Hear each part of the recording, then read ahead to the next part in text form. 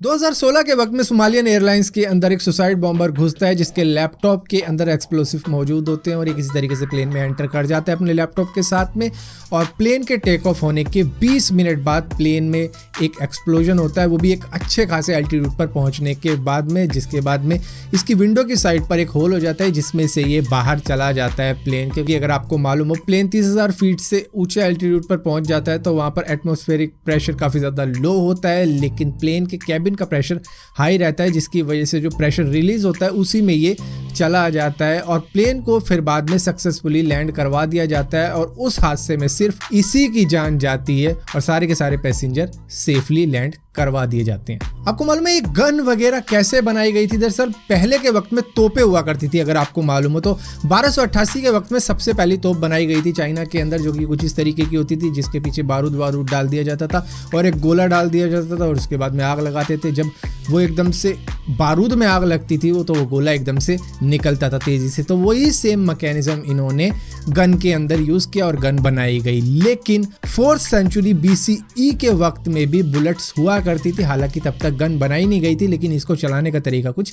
अलग हुआ करता था और ये एथेंस और ग्रीस में यूज की जाती थी और इसको बोला जाता था डेक्साई, जो कि एक ग्रीक वर्ड हुआ करता था जिसका मतलब होता था टेक दैट। आज के वक्त में हम सभी के मोबाइलों में इंटरनेट मौजूद है और मोस्ट ऑफ द इंडियंस ने इंटरनेट को यूज करने की शुरुआत करीबन अर्ली 2000 में कर दी थी, क्योंकि उस वक्त में हमारे मोबाइलों के अंदर जो छोटे छोटे मोबाइल होते थे उसके अंदर GPRS सर्विस आ चुकी थी जिससे हम इंटरनेट पे कनेक्ट हो सकते थे। हालांकि उस वक्त में भी GPRS को सेटअप करना काफ़ी ज़्यादा मुश्किल लगता था कि इंटरनेट कैसे सेट करेंगे, मतलब मोबाइल में भी कुछ सेट किया जाता था, मतलब सेटिंग वेटिंग होती थी कुछ, तो उस तरीके से किया जाता था। कुछ ने उससे पहले यूज़ करना शुरू कर दिया था, लेकिन बहुतों ने अर्ली 2000 के बाद में यूज़ करना शुरू किया था। अब इंटरनेट की इस पूरी हिस्ट्री के दौरान बहुत से सिक्योरिटी फ्लॉज आए, बहुत से इशू आए, हैकरों ने कई सारी वेबसाइट को हैक कर लिया। बहुत ज़्यादा आसान हुआ करता था उस वक्त में हैकिंग करना, हालांकि अब भी अगर हैकर कोई अच्छे लेवल का है तो वो काम कर डालता है अपना जो उसे करना होता है अगर सिक्योरिटी में इशू है। लेकिन इस इंटरनेट की पूरी हिस्ट्री के दौरान अगर सबसे बड़ा कोई सिक्योरिटी फ्लो कहीं पर रहा था तो वो माइक्रोसॉफ्ट के हॉटमेल के अंदर हुआ करता था। दरअसल इस ईमेल सर्विस को बहुत से लोग उस वक्त में यूज किया करते थे, जिस वक्त में इसका एक कॉमन पासवर्ड हुआ करता था जिससे कि कोई भी किसी का भी ईमेल आराम से हैक कर लेता था। जो पासवर्ड हुआ करता था EH, जो कि एक यूनिवर्सल पासवर्ड की तरीके से हैकर यूज किया करते थे, बस उनको उनका ईमेल एड्रेस मालूम होना चाहिए जिसके बाद में वो उसे हैक कर डालते थे। आपको ये बात जानकर हैरानी हो जाएगी कि मून पर हमारी पृथ्वी के ज्यादा लोग जा चुके हैं बजाय हमारी पृथ्वी के सबसे गहराई वाले हिस्से में। दरअसल मून हमारी पृथ्वी से करीबन 3,84,400 किलोमीटर दूर है और US के 12 एस्ट्रोनॉट अब तक मून पर होके आ चुके हैं। लेकिन हमारी पृथ्वी का जो सबसे गहरा हिस्सा है, जिसको मरियाना ट्रेंच भी कहते हैं, जो कि समुद्र की सबसे गहराई वाला हिस्सा है, जो कि ऑलमोस्ट 11 किलोमीटर डीप है, जो कि होते हैं करीबन 36,000 फीट के आसपास में, वहाँ सिर्फ दुनिया के 7 लोग ही जा पाए हैं और 12 मून पर होके आ गए। किसी भी कंट्री के अंदर घर जमीन खरीदना शायद ही सस्ता पड़ता और US जैसी कंट्री के अंदर जमीन खरीदना, घर खरीदना बहुत ज़्यादा महंगा पड़ता है। लेकिन फिर भी US के मिशिगन के डेट्रॉइट के अंदर, जो कि US कनाडा बॉर्डर के पास में पड़ता है, वहाँ पर कई सारे घर ऐसे हैं जो कि काफ़ी ज़्यादा सस्ते में मिल सकते हैं। दरअसल ये घर थोड़े से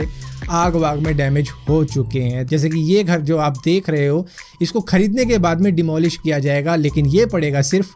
$1 का घर, जो कि एक पेप्सी से भी सस्ता होता है। और इसी के साथ साथ ये भी $1 का है, जिसके अंदर एक बेसमेंट भी है, लेकिन ये आग की वजह से पूरी तरीके से डिस्ट्रॉय हो चुका है अंदर से, जिसको खरीदने के बाद में दोबारा से डिमोलिश किया जाएगा और आपको बनवाना पड़ेगा। इसके बाद में आता है ये घर, जिसके अंदर एक बहुत ही बड़ा लिविंग रूम है, कार गैराज भी है, लेकिन फिर भी इसके अंदर आग वाग लगी थी, जान माल का नुकसान हुआ था, लेकिन फिर भी आपको ये $1 का पड़ता है। तो इस तरीके से भी वहाँ पे घर बिकते हैं जिनको पूरी तरीके से तोड़ा जाता है, तो आपको वहाँ पे घर बनवाना होता है और अगर बनवाओगे नहीं तो शायद इतने सस्ते मिलेंगे नहीं। अब यहाँ पर अगर बात घर की कर ही रहे हैं तो चाइना के मल्टी मिलियनियर बिजनेसमैन की भी एक बात कर लेते हैं, जिसने घर से रिलेटेड ही कुछ काम किया था, जिसका नाम था जियोंग शी हुआ, जिसने अपने गांव पर पहले तो बुलडोज़र चलवाया, जिसके बाद में उसने वहाँ पर कई लग्जूरियस घर बनवाए और वो सारे घरों की चाबी उसने अपने गांव वालों को दे दी जो वहाँ पर रहता था और जिन जिन के घरों पर उसने बुलडोज़र चलवाया था, क्योंकि ये बहुत गरीब फैमिली से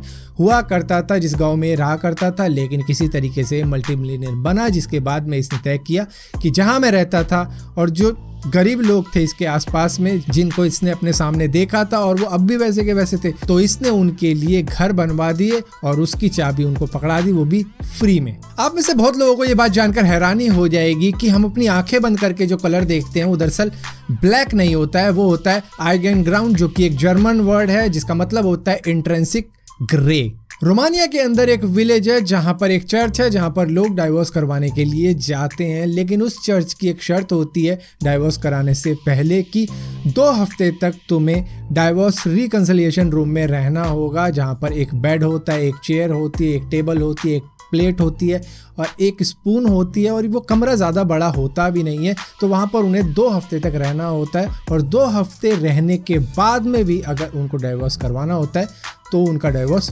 हो जाता है। और ज़्यादातर लोगों का डाइवोर्स इसी वजह से होता नहीं है क्योंकि 2 हफ्तों में वो बातें सुलझ जाती हैं, जिनकी वजह से वो चाह रहे थे डाइवोर्स करवाना। एक बात हम सभी को मालूम है कि स्ट्रीट फूड काफ़ी ज़्यादा सस्ता होता है बजाय किसी रेस्टोरेंट में खा के आने के, लेकिन साउथ कोरिया के सियोल के अंदर एक ऐसा रेस्टोरेंट भी है जहां पर आप खाना खा सकते हो, क्योंकि वहां पर कोई भी प्राइस सेट नहीं है। तो वहां पर होता ये है कि जब भी आप खाना खा के निकल रहे होते हो तो जो भी आपकी जेब में है, मतलब जितने भी आप पैसे दे सकते हो उसको उतने आप दे सकते हो। ऐसा नहीं कि वो ज़बरदस्ती करेंगे कि नहीं इसका इतना रेट फिक्स है तो इतना ही देना पड़ेगा, नहीं, जितना आप दे सकते हो उतना आप दे के वहाँ से जा सकते हो। The great wall of China, जिसको दुनिया भर से लोग देखने के लिए जाया करते थे, खैर अभी तो नहीं जा रहे और कोई शायद जाना भी पसंद नहीं करेगा इस वक्त में चाइना, वहां पर 1/3 ऑफ ओरिजिनल लेंथ थी the great wall of China की, तो उसकी वहां के लोकल लोगों ने ईंटें निकाल ली। वो भी किस लिए? जो भी टूरिस्ट वगैरह आते हैं ताकि वो उनको बेच सके, वो उन पे नक्काशी वकाशी करके क्रेप वगैरह करके